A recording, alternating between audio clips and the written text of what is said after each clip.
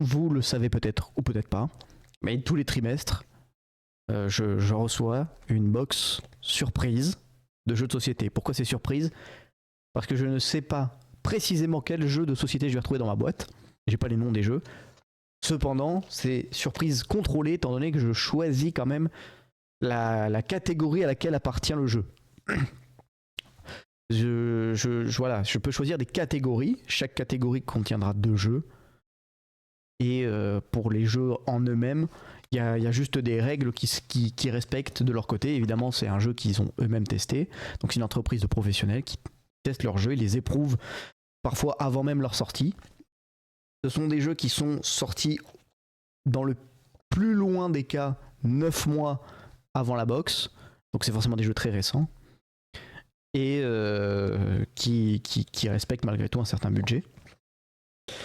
Donc messieurs, dames, j'ai pour cette box-ci demandé 3 catégories différentes. Et je vais vous présenter un jeu de chaque catégorie. Et vous l'aurez compris, vous aurez à nouveau un jeu de chaque catégorie mardi prochain.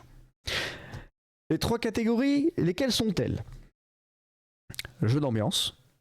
Donc jeu d'ambiance, il s'agit de jeux rapides, avec des règles simples, qui peuvent être sortis en soirée, avec des gens qui ne connaissent pas.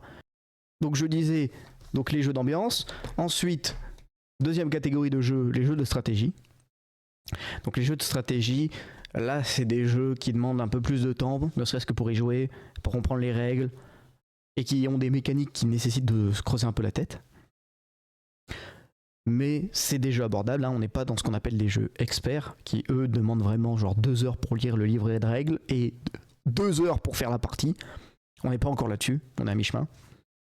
Et enfin, troisième catégorie que j'ai gardée, c'est les jeux de duel. Ce sont des jeux qui sont faits exprès pour être joués à 2. Genre Route, bah voilà, typiquement, Route, c'est ce qu'on appelle un jeu expert, je pense. Pareil, si vous connaissez les jeux Dune Imperium, tout ça, c'est ce qu'on appelle des jeux experts. Et donc évidemment, il n'y aura pas de jeu expert pour cette box-là.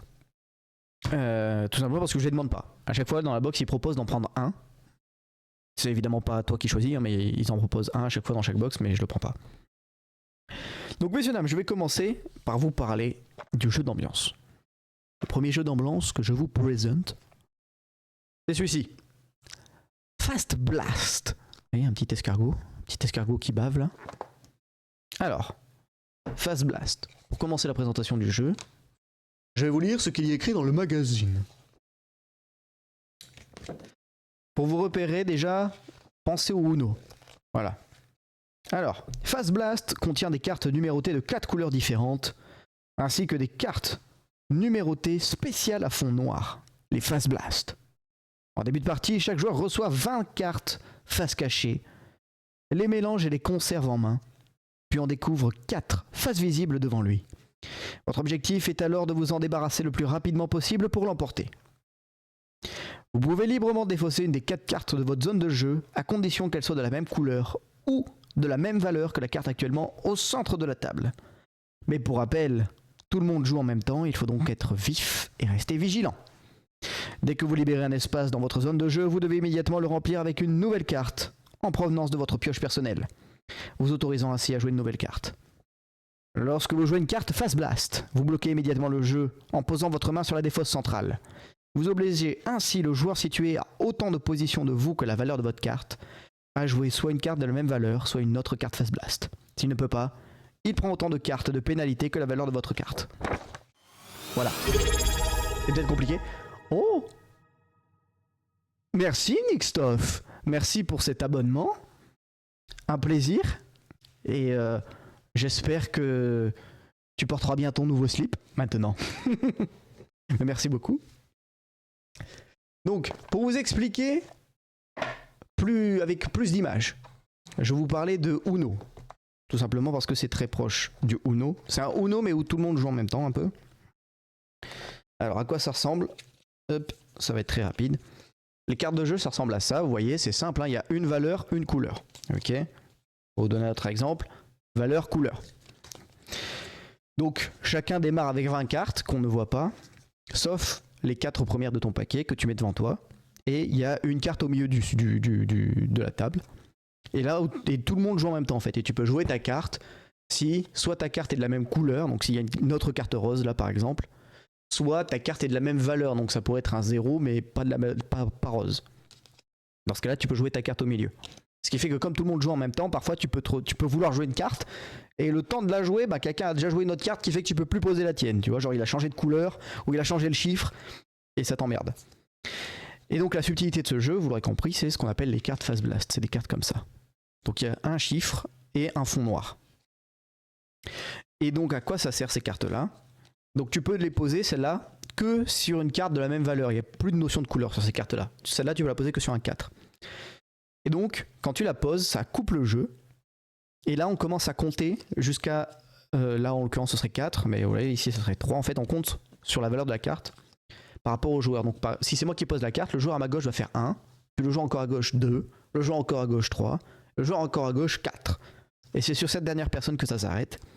Et cette personne-là, soit il a une autre carte comme ça à jouer, soit il est baisé. Et il prend 4 cartes, en l'occurrence. Et donc si c'était un 3, on compterait que jusqu'à la troisième personne à côté.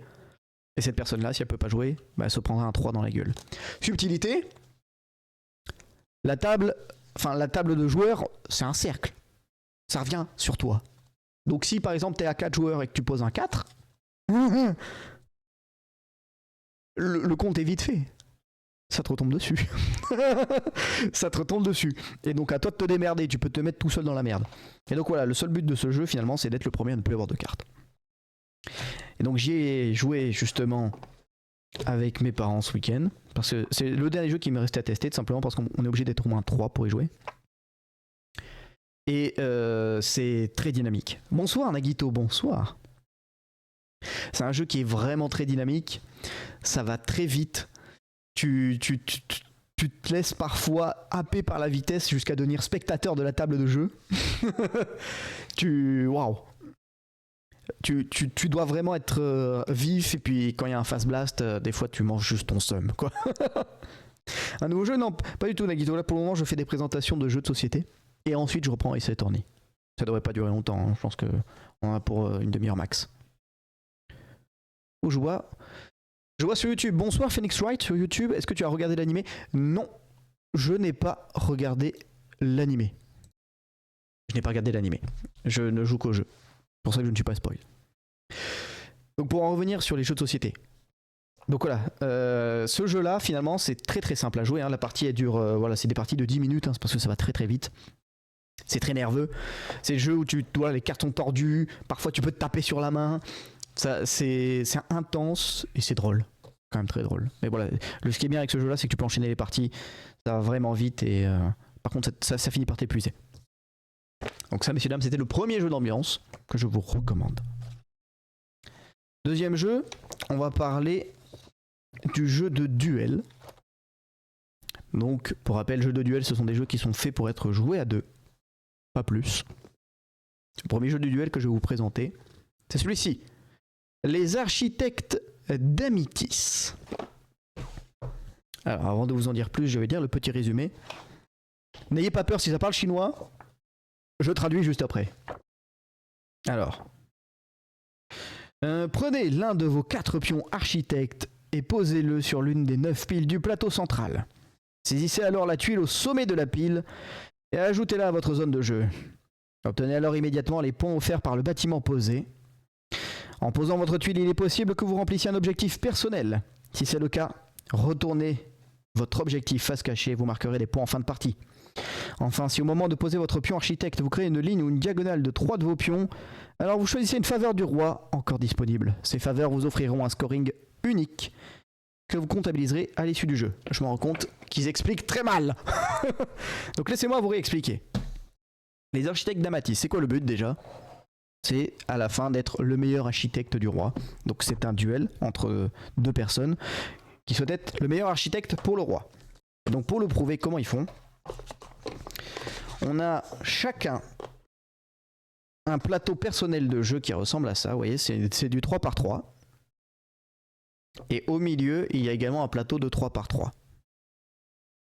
Et donc sur le plateau du milieu, en fait, on va poser des tuiles de bâtiment sous forme de piles. Ouais, les tuiles de bâtiment, ça ressemble à ça. Hop. Et donc on fait des piles de 5. Et chacun a des petits pions. Et donc comment ça marche?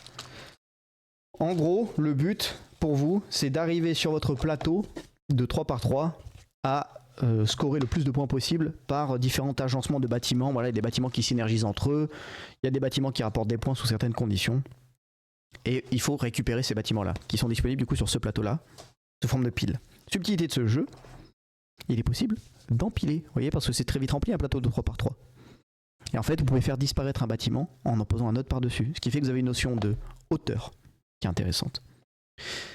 Et donc comment est-ce qu'on joue en faisant chier son adversaire? En fait, donc on récupère des bâtiments sur ce plateau-là, on prend la petite tuile, et que comme je vous ai dit, en fait, ce sont des piles sur ce bâtiment.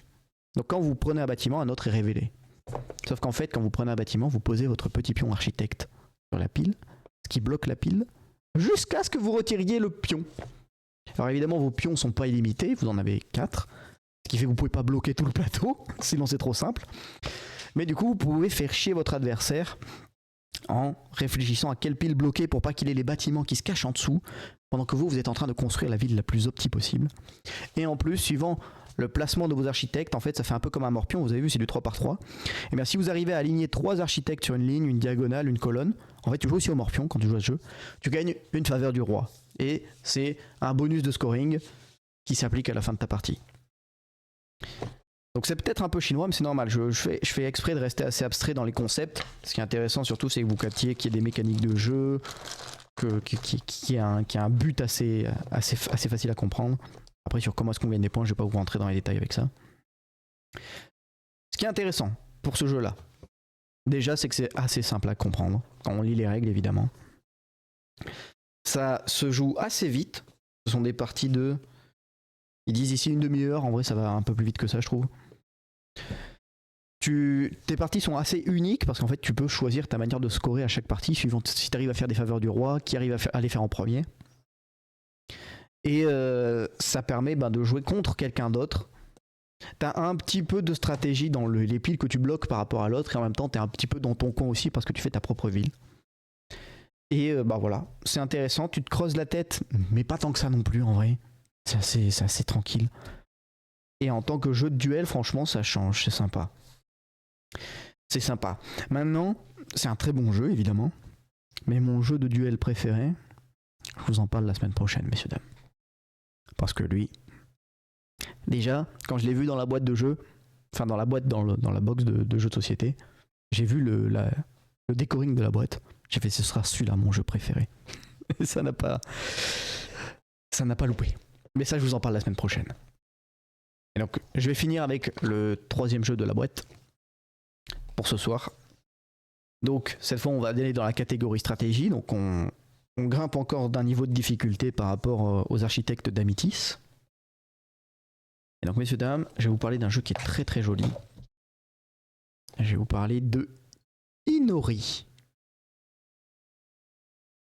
Donc, je vous relis ce qui est écrit dans le petit bouquin et je vous en parle ensuite. Alors, Inori. Inori est un jeu compétitif pour 2 à 4 joueurs où vous incarnez des chefs de village cherchant à obtenir la faveur des esprits qui résident dans le grand arbre sacré.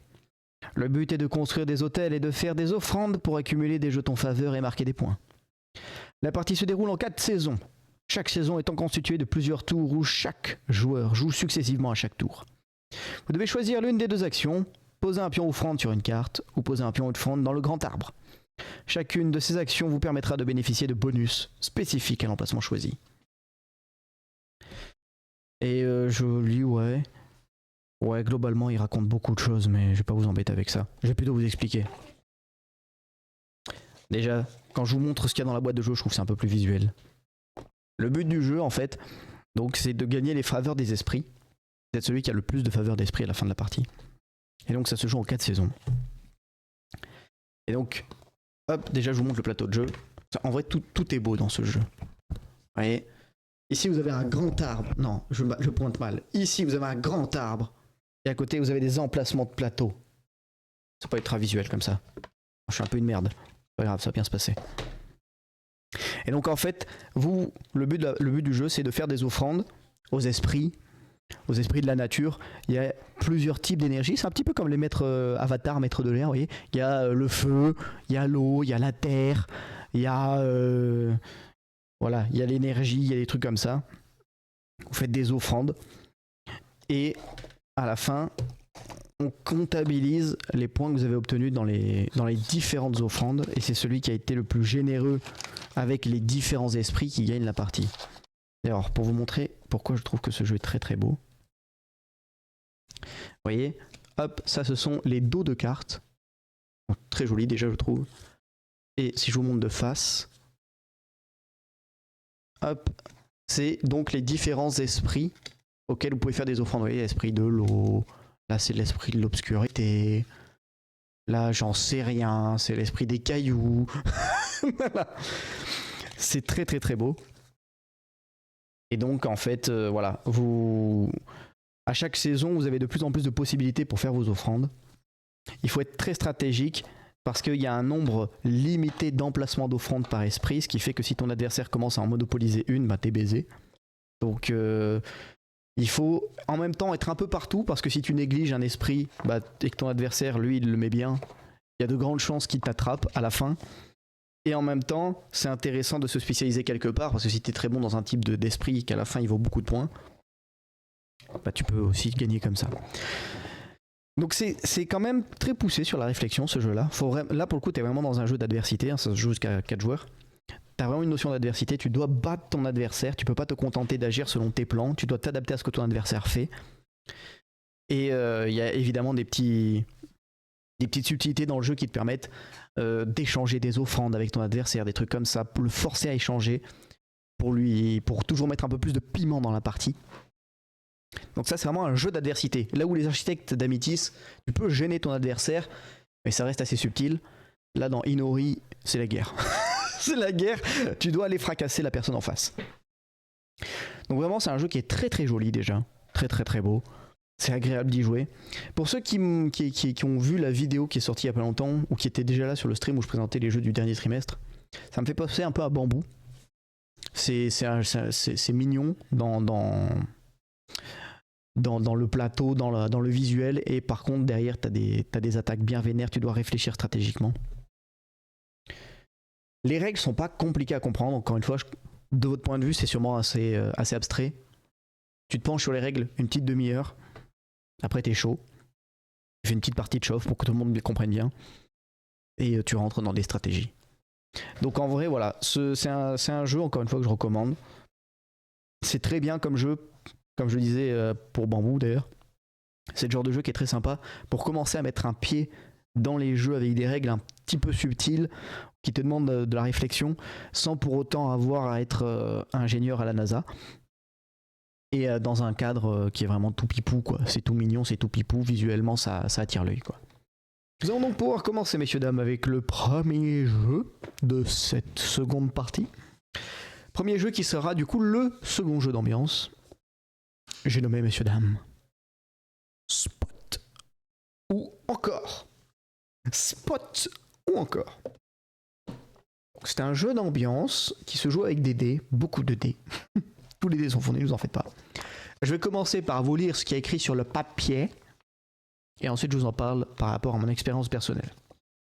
Alors, dans Spot ou encore, votre objectif est d'être le premier à rendre l'ensemble de leurs tâches aux 6 chiens de votre meute. En début de partie, chaque joueur récupère 2 premières cartes chiens sur leur face agitée. Celles-ci présentent un certain nombre d'emplacements vides présentant différentes faces de dés. Charge à vous de compléter l'ensemble de ces emplacements à l'aide de vos lancers de dés afin de calmer vos toutous et de retourner vos cartes sur leur face calme. Pour ce faire, vous pourrez utiliser l'une des 6 actions mises à disposition au centre de la table lors de la mise en place. Ces actions vous offrent différents types de lancers de dés aux caractéristiques variables. Lors de votre tour, choisissez l'une de ces actions et vous devez la réaliser. Vous aurez alors l'obligation de conserver un certain nombre de dés, et si vous avez de la chance, vous pourrez placer ces dés sur vos chiens. Mais si les valeurs obtenues ne sont pas présentes sur vos chiens, vous devrez alors enterrer ces dés sous votre niche. Seul problème, si la valeur de dés enterrés dépasse 7, vos toutous deviennent foufous, se secouent et éjectent l'ensemble de leurs dés. Sinon, vous pourrez utiliser votre tour pour vider vos 4 complétés. Et préparez-vous à aboyer de joie ou de rage. Ils ont toujours de l'humour. Donc, Si vous ne l'avez pas compris, c'est un jeu de stop ou encore. Pour ça d'ailleurs le jeu de mots avec spot ou encore. Et bonsoir Fantasmé, bonsoir. Quel plaisir. C'est un jeu donc de stop ou encore. Donc plus on continue, plus on a de chance, enfin plus on a de possibilités de réussir, mais plus on a aussi de chances d'échouer. Comment ça fonctionne? Vous avez ici hop, des cartes chiens. Et vous voyez sur les chiens, il y a des emplacements de dés qui correspondent à des faces. Ici la face 1, la face 6, la face 2. Ici 4 et 3. Ici 2, 3, 5. Voilà, vous avez compris. Il y a certains chiens qui vont vous offrir plus de faces que d'autres. Et donc, face à vous, chacun a 2 chiens, commence avec 2 chiens. Et une fois qu'il complète son chien, le chien devient bleu. Le but du jeu, c'est le premier qui a 6 chiens bleus face à lui. Alors comment ça se joue? Donc chacun a ses chiens face à lui. On a tous également une petite niche. Et donc il y a beaucoup de dés. beaucoup de dés. Et en fait, au centre de la table, vous aurez des propositions d'action qui se présentent sous cette forme. C'est un jeu assez joli, hein, c'est cartonné, c'est dur. Et donc, hop, vous voyez par exemple, ici vous avez l'action aboyer. Si vous, alors, l'action aboyer, vous n'allez pas trop la comprendre. Hop, voilà, par exemple celle-ci. Hop, lancez tous vos dés enterrés, puis placez-les ou enterrez-les à nouveau. Puis vous pouvez lancer un dé. Voilà, c'est des actions qui permettent de faire des choses avec des dés. Ah, salut toi. Hop, et il y a différentes couleurs. Vous voyez ici c'est un bandeau violet. Les bandeaux violets ils ont des actions spécifiques. Les bandeaux verts ils ont d'autres actions spécifiques, machin. En gros là vous avez le choix, vous avez plein de possibilités d'action qui vous permettront donc de lancer un certain nombre de dés définis par l'action. Vous lancez vos dés. Et si la phase du dé vous convient, vous pouvez la placer sur votre toutou. En revanche, vous voyez, par exemple, si vous avez ce toutou là face à vous et que vous faites un 3, vous êtes bien dans la merde parce que ce toutou ne prend pas de 3. Donc le 3, vous l'enterrez sur votre niche. Et donc, si vous finissez par avoir un total de dés supérieur à 7 dans votre niche, et ben, tous les toutous qui ne sont pas encore complétés, vous les videz des dés que vous avez déjà placés et il faut recommencer. C'est con, hein. C'est pour ça que c'est un jeu de stop ou encore, en fait. Tu peux tenter de lancer tes dés le plus vite possible et le plus de fois possible pour compléter tes chiens avant les autres. Mais plus tu lances de dés, plus tu as de risque de faire des faces qui ne t'intéressent pas, surtout quand il te reste plus beaucoup de faces à compléter sur tes chiens. Et donc plus tu as de risques de faire un toutou fou et de perdre tout ce que tu as réussi à accumuler jusqu'à présent. Donc c'est quand même un jeu où il faut savoir prendre du risque. C'est forcément de la chance. Il y a des petites mécaniques malgré tout, hein, dans le choix de cartes. Il y a plein de choses que je vous explique pas parce que c'est la subtilité du jeu. Bon, ça vous intéresse pas. Faut jouer au jeu, quoi. Mais en gros, il y a quand même des aspects stratégiques au jeu, dans les choix que vous faites, et dans l'ordre dans lequel vous décidez de les faire. Et bah après, voilà, hein, c'est les dés. Hein. Que le sort vous soit favorable, j'ai envie de dire. Faites des échecs critiques ou des succès critiques, c'est pas ma galère. Faut pas donner ce jeu à tendresse, il va rater absolument, Fantasmé, tu as tout à fait raison. Donc voilà, c'était le premier jeu d'ambiance. Celui-là, je l'ai beaucoup fait parmi les... Enfin, oui, non, je l'ai beaucoup fait à 2 ou même à 4. C'est marrant, hein. Tu as vite envie de rager quand tu finis par devoir enterrer, à force de mauvais jets de dés, tes dés. Il y a même des cartes parfois qui te permettent de changer le résultat des dés de tes adversaires. C'est vraiment un petit jeu de filou, pour pas dire autre chose. Et ça peut très vite faire rager. Et en même temps, c'est quand même assez drôle. Ça se fait rapidement, hein, une partie, ils disent ici, ils mettent 30 minutes. En vrai, ça peut se faire en moins 20 minutes, c'est réglé. Ça s'enchaîne bien. Il y a beaucoup de rejouabilité parce que tu peux changer les actions qui sont disponibles pour les joueurs. Chaque fois, tu as 6. Tu as un lot de, je crois, 40 actions disponibles au total. Donc tu peux faire des rotations. Voilà, c'est un jeu qui est quand même assez agréable à jouer. Je vous le recommande. Voilà pour le jeu de l'ambiance. Tiens, dis bonjour et descends. Voilà. Dis bonjour. Hop. Bonjour. Vous savez, il a été brave, lui. Il est resté ici pendant 2 nuits tout seul. Il a été brave. Il a été brave, il a chassé les vilains monstres qui voulaient s'emparer de cet appartement. Oui, tu as été brave. Brave soldat.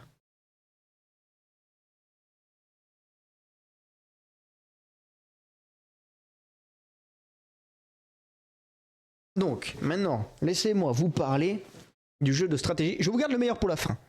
Pour moi, le meilleur des 6, c'est le deuxième jeu de duel. Je vous le garde pour après. Donc maintenant, je vais vous parler du second jeu de stratégie, qui est un gros jeu. C'est un gros jeu, il est assez joli. Je vais vous parler de Sur les traces de Marie Curie. Ceux qui ne connaissent pas Marie Curie, c'est une grande femme de la science qui est morte à cause de sa découverte. Hein. Je crois qu'il y a des histoires de radioactivité dans toute cette affaire. Alors, laissez-moi trouver la bonne page. Ah voilà. Je vais vous lire le papier. Alors, Sur les traces de Marie Curie. Oui, ça je m'en fous, la direction artistique, tout le monde s'en fout. Voilà, un jeu de gestion et de transformation de ressources. Vous incarnez des chercheurs accompagnant Marie Curie tout au long de sa vie et de ses recherches. À chaque tour, vous devez tenter de briller en exploitant au mieux les ressources à votre disposition, les transformer pour réaliser des expériences ou les utiliser pour consolider la réputation de votre laboratoire.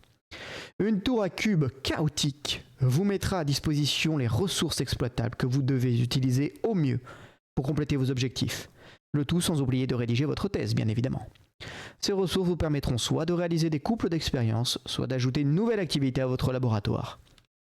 Actions, toutes de source de points de victoire. Certaines actions vous feront progresser sur la piste de vie de Marie, qui, une fois la fin atteinte, sonnera la fin de la partie.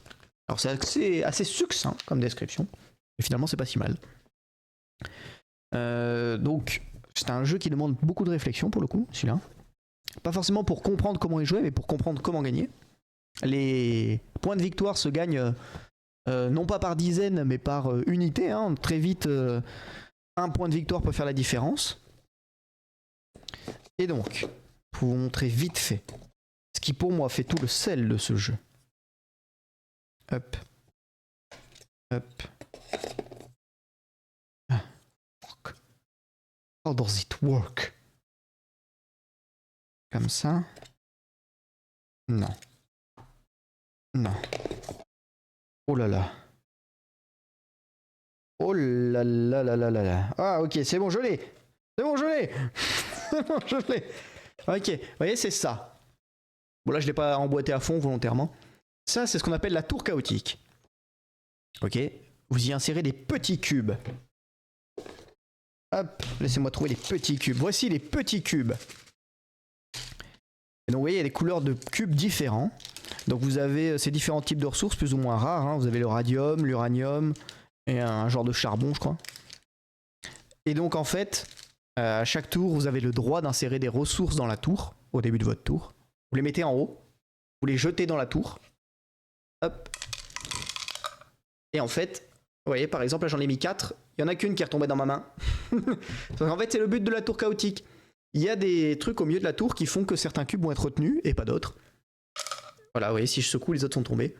Ce qui fait qu'en fait, vous n'êtes jamais sûr de ce qui vous allez atterrir dans votre main. Et par exemple, si votre adversaire met des ressources dans la tour et que toutes ne sont pas tombées, à votre tour, vous aurez peut-être une chance, en mettant vos propres ressources, de faire tomber celles que l'adversaire n'a pas pu ramasser. Bonsoir, Juste Thibaut. Donc à ce niveau-là, c'est un jeu intéressant. Il a forcément du coup aussi sa part de hasard, mais beaucoup moins que le jeu des chiens, évidemment. Hop, hop, hop. C'est un jeu qui a énormément de saveur. Donc vous avez la possibilité de... Donc tout se joue sur ces fameux petits cubes colorés. Hein. Vous pouvez les investir pour rédiger des tests qui vous donneront des avantages. Vous pouvez les utiliser pour réaliser des expériences qui vous permettront soit de prendre plus de cubes dans la tour, soit d'en stocker plus pour les prochains tours. Hop. Voilà, vous avez des plateaux de jeu qui ressemblent à ça, c'est très complet. Hop.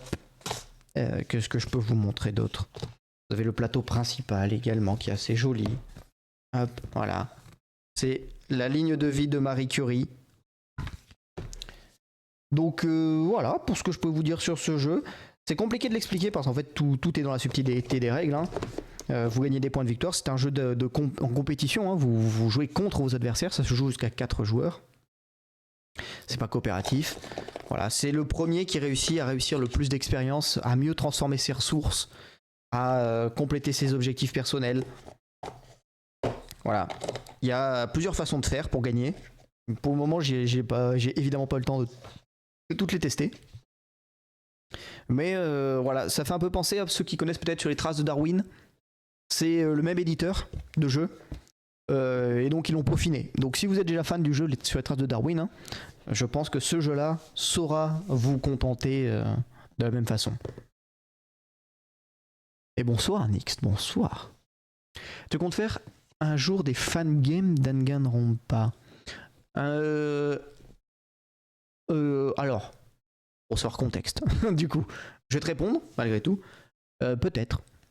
Peut-être. Je m'en priverai pas. Si un jour j'en trouve un sympa, je le ferai.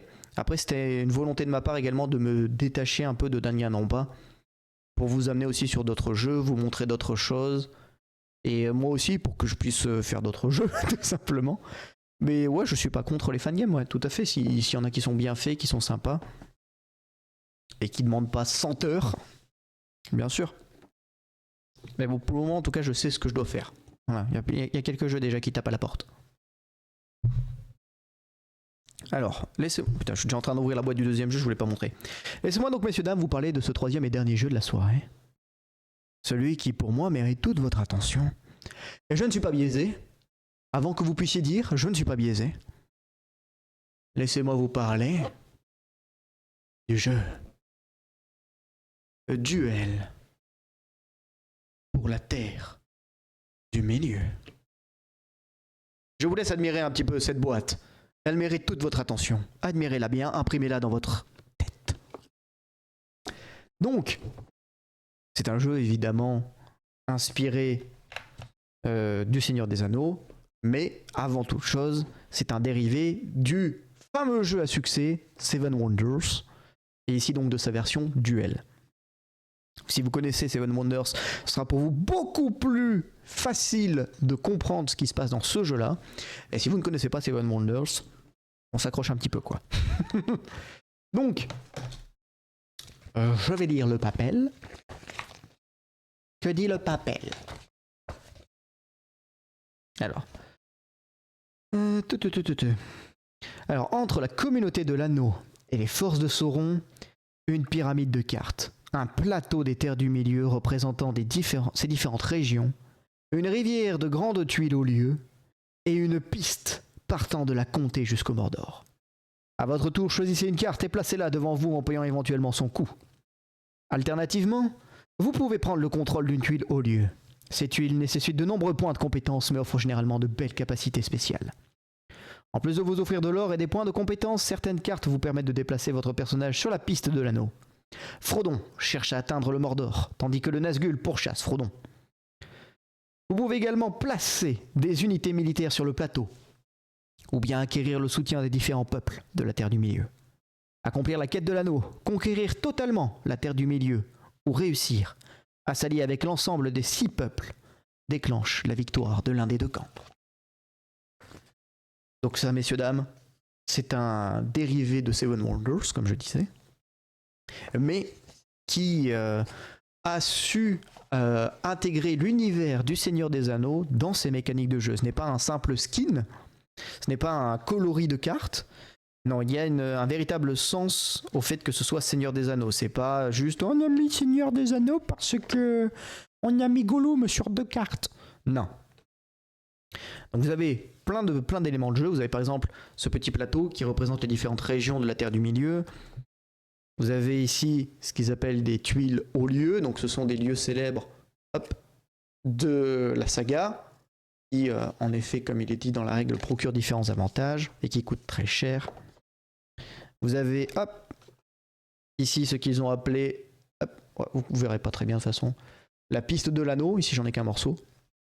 Donc que Frodon et le Nazgûl souhaitent tous deux parcourir. Et alors ce qui est joli, ce qui mérite surtout d'être vu, voilà.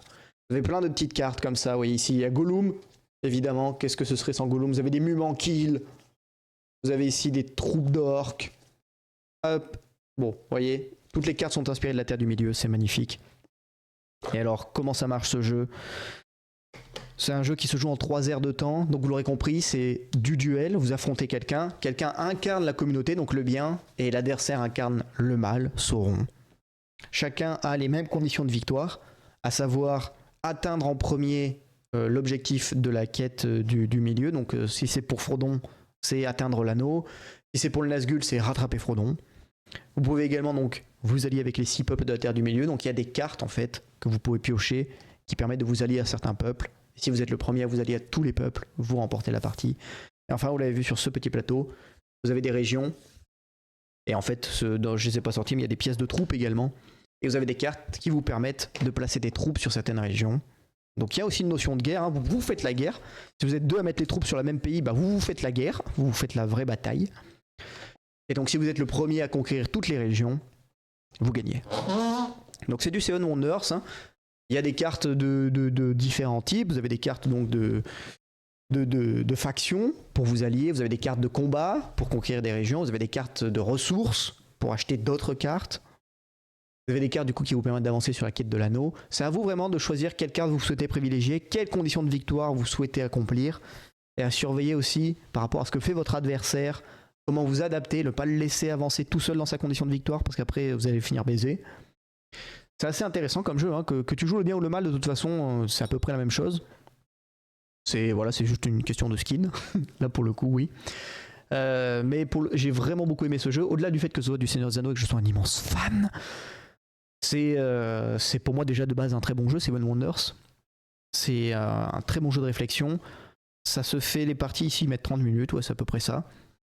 Les parties se ressemblent pas parce que comme il y a tellement de façons il y a trois façons de gagner, il y a plusieurs combinaisons de cartes, les cartes que tu choisis, s'il y a vraiment une intelligence à choisir ces cartes là, elles sont révélées selon certaines conditions, machin. Bref, vous avez compris, je vous raconte évidemment pas tout. Mais selon moi, si vous aimez déjà Seven Wonders et que vous aimez le Seigneur des Anneaux, c'est évidemment un excellent jeu pour vous. Si vous aimez Seven Wonders et que vous connaissez pas le Seigneur des Anneaux, allez-y quand même. Et si vous connaissez ni l'un ni l'autre, juste régalez-vous quoi. Régalez-vous parce que c'est un très bon jeu de réflexion. Faut aimer le jeu de réflexion. C'est un jeu duel, ça ne se joue qu'à 2. Donc si vous êtes peu, par exemple, c'est un très bon jeu qui se joue quand on n'est que 2 chez soi. Voilà. Voilà pour ce que j'avais à vous dire sur ce jeu. Donc sur les 6 jeux que j'ai reçus, c'est celui-là qui m'a le plus fait kiffer. Parce que j'aime bien réfléchir un peu et que c'est un jeu du Seigneur des Anneaux, enfin. Merci juste Thibaut. J'ai vu tes messages, hein, je les lis juste après, hein, t'en fais pas.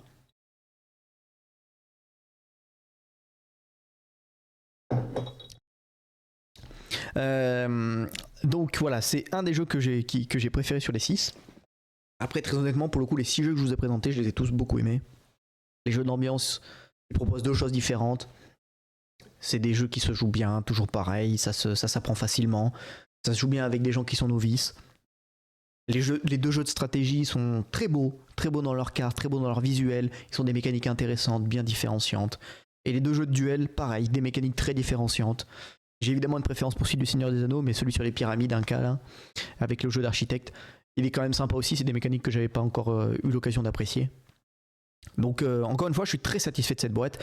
Donc pour ces 6 jeux là, je crois que ça m'a coûté un total de 130 €, quelque chose comme ça. Très honnêtement, je trouve ça rentable. J'ai économisé, de toute façon, je les paye à prix fournisseur, je les paye pas à prix magasin. Donc je crois que ça m'a fait économiser quelque chose comme 40 ou 50 € au total. C'est le prix d'un gros jeu, ce qui est très sympa. Et je suis tout à fait satisfait.